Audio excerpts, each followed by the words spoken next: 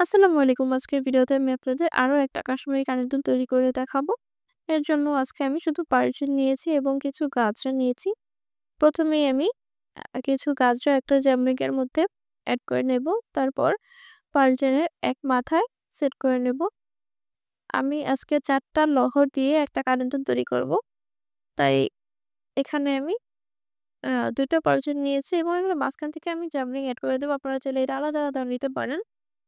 আমি এখানে ৪ টা লহর নিয়েছি। আপনারা এর পরিমাণ কম বেশি করে নিতে পারেন এবং লেন্থও কম বেশি করতে পারেন।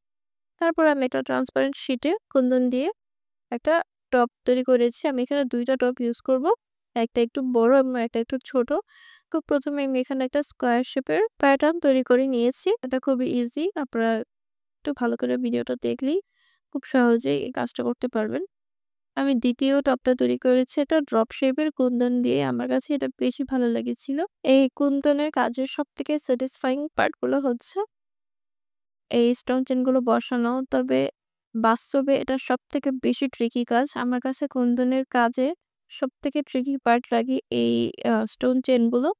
চেইন গুলো বসানোর পর এবার আমরা আলাদা, আলাদা প্যাটার্ন গুলো কেটে নিব এবং একটা প্যাটার্নে বড় প্যাটার্নটার মধ্যে আমি ২ টা ইউ-পিন এড করেছি ২ পাশে। আর ছোট প্যাটার্নটার মধ্যে আমি একটা ইউ-পিন এড করেছি। এটার ক্লিপগুলো নিতে আমি ভুলে গিয়েছিলাম।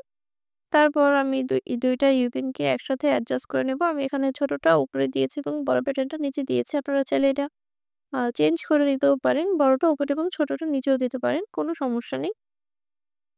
সবগুলো জিনিস অ্যাডজাস্ট করার পর এবার আমরা জাস্ট আরেকটা বড় পার্ল চেইন নিয়ে টানাটা তৈরি করব এবং টানার মধ্যেও আমরা কয়েকটা আ গাজরা দিয়ে দেব। সবশেষে কানের দুলের একটা টপ পেছনে এড করে দিয়ে একটা কাপড় বা একটা ফোম শিট দিয়ে কানের দুলের পেছনের অংশটাকে সিকিউর করে নেব।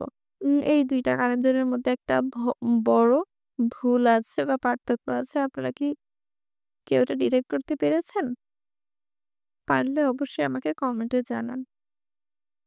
ভিডিওটি ভালো লাগলে লাইক করে রাখুন এবং নতুন, নতুন আরো ভিডিওর জন্য আমার পেজটিকে ফলো করে রাখুন।